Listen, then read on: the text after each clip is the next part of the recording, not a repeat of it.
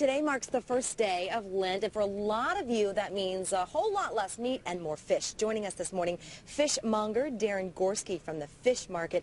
He's joining us this morning with a variety of fish, and he's actually going to put me to the test. Now, somehow, somebody, somewhere, some way said that I was a aficionado. I'm not quite sure where that came from, maybe because I said that talking smack yesterday.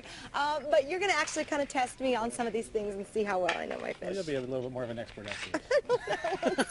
First of all, how cool is this boat right now that you have all these items in? Let's talk about some of the things that we have right here. I can call this one right there. Boom. That's shrimp. Yes, it is. That's shrimp. I knew that. What kind of shrimp is it? It's a prawn. It's a large shrimp. Jumbo shrimp? There you go. Which is called a prawn. Okay. All right. So we're going to talk about the fish that we have in the boat here right now. We have a variety. We have mild, rich, and distinctive products in here because people's palates are a lot different. So we like to put a variety in here, and we can start with the top over here, which is California halibut. Oh, I was going to say that. I was going to say that, I promise. The next one? Yeah. The next one, this one? That one, I'm going to say swordfish. That's yellowtail. Yellowtail. Salmon. Salmon. Sea. Bass. Tuna? It has a big, long nose. Tuna? Swordfish. Swordfish. Yeah. This right here? Yep.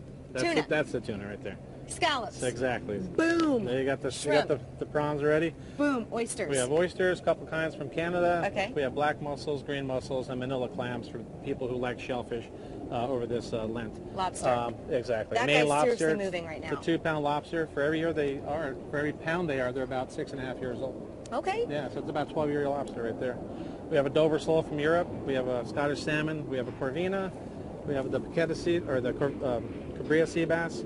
We have a black cod. All right, when you're picking fish, what do you need to look for? What are some things to keep in mind? Well, the touch of the fish itself, if you're buying a whole fish, you know, the gills, look for the gills, the eyes, the clarity, the snapback, the bounce where it comes back like that, that means the fish is fresh. Okay. Obviously the odor, if it doesn't smell, you know, that's mostly things that you look for when you're picking out a good product.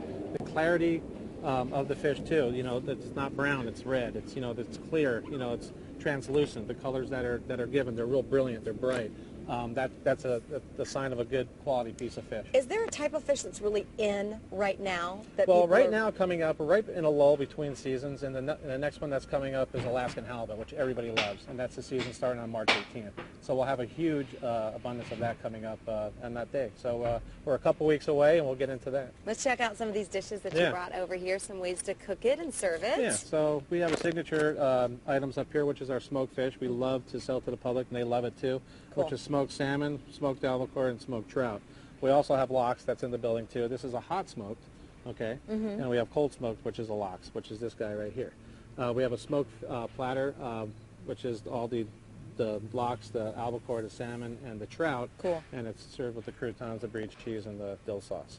We also have which are prawns, which are beautiful. We have a prawn cocktail. We have swordfish from the Pacific right now. It's coming out of Mexico.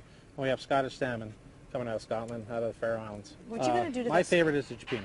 Oh my gosh, it's that a mixture looks of all kinds of fantastic. shellfish and crab and fish that's in there, so it's a fantastic dish for nice cold nights. What are you going to do to this guy I'm over going here? to cut Things do not look promising for him. This is a California halibut, and what we do is we call filleting. Okay. And if some people want their whole fish cut down, we could fillet this fish.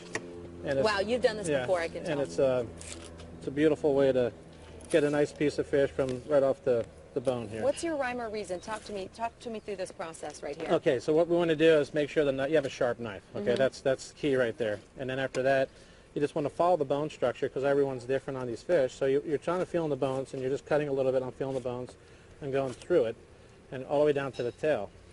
And then coming back from the tail over the rib cage, going through it, coming back, laying the knife on the fish itself. So you want to take that off right there. Real quickly, things to keep in mind, fish And this etiquette. fish right here has a song. It has a what? A song. It A says, song? I ain't got no body.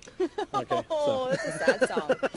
Real quickly, fish etiquette, fetiquette, if you will, when you're cooking things to keep in mind, the smell, and can we reduce that? Are there any things that... There's nothing you can do with, as far as your kitchen. It's going to kind of permeate the fumes of good fumes of seafood, which is nice. But as far as using olive oils and seasonings and things like that, don't overdo it. Let the fish speak for itself, and then you have a perfect entree. Very good. Darren, thank you so much for being here. We appreciate it. For more information from the fish market, just go to our website, fox5sandiego.com. Just one more. Oh, yeah. I'm just going to have just one more here, just like right there. One more.